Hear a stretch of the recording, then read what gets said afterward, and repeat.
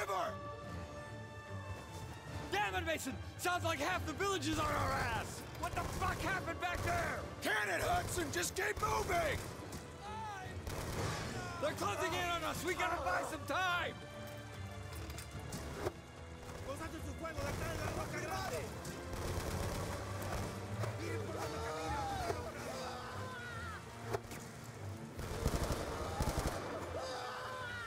Hey guys, Dustin here, and this is Call of Duty 9 Black Ops 2.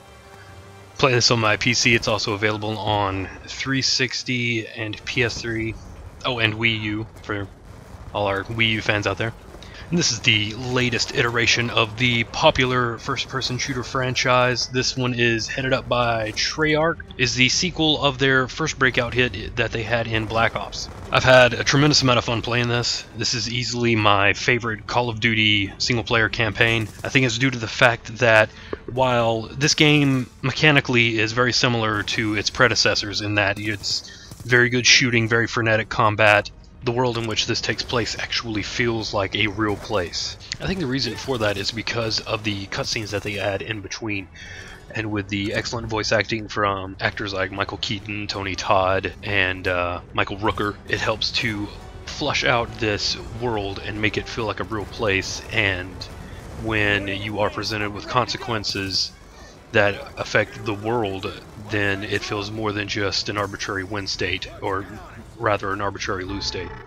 Also, Black Ops 2 actually takes the time to slow down, and you spend a considerable amount of time in a place that is populated by civilians and you aren't shooting.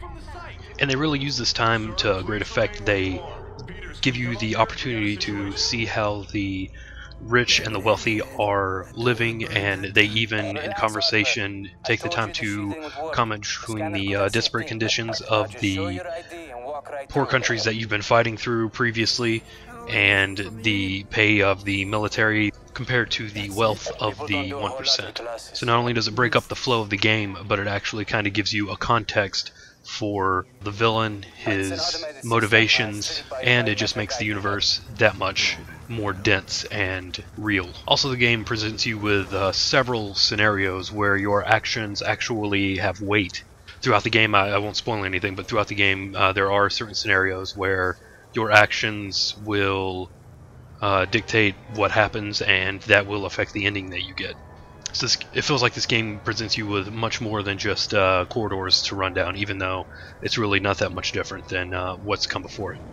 Speaking of arbitrary lose states, this game actually goes out of its way to avoid giving you any of those. You'll find yourself in situations where you are teamed with another person under what I feel under normal Call of Duty circumstances you would be directly tied to your partners, and it would be a case of if you stray too far, the game will automatically end. And this game really does a fantastic job of giving you freedom within a level, even to the extent of giving you levels that are kind of wide open arenas, and you have several objectives spread throughout that you have to complete, and you can actually do some of those in whatever order you want to. So if the previous Call of Duties were the funnest roller coaster you've ever been on, this one is the funnest amusement park you've ever been to. Unfortunately, where this did not work is in the game's Strike Force missions. This is a new addition to the series debuting in Black Ops 2, and the objective is to capture specific points using, you're actually commanding different units.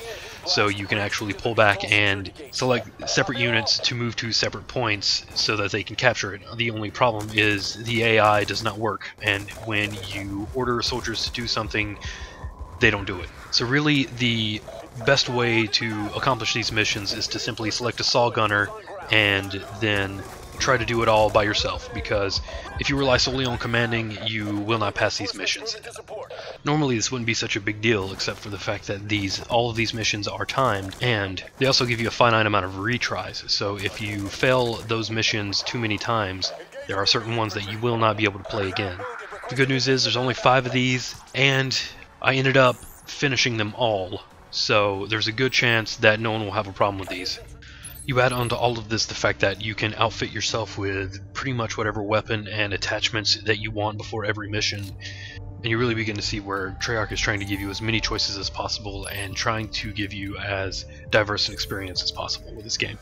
And lastly, if you'll allow me one little nitpick, I don't have much faith in humanity as far as not having wars or terrorism in the future, but I do think that we're evolved enough to make sure that by 2025 dubstep will be as dead as disco. At least I hope.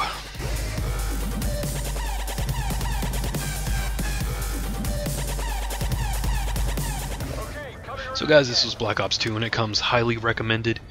Thank you so much for watching. If you like what you see here, please feel free to like, comment, subscribe. If you really want to help us out, favorite and share our stuff on Facebook and Twitter.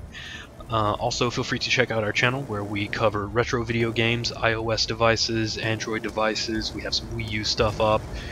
We cover current gen consoles and PC gaming, different various hardware. Chances are, if you like video games, you like our channel. Again, thank you for watching, and I will catch you next video.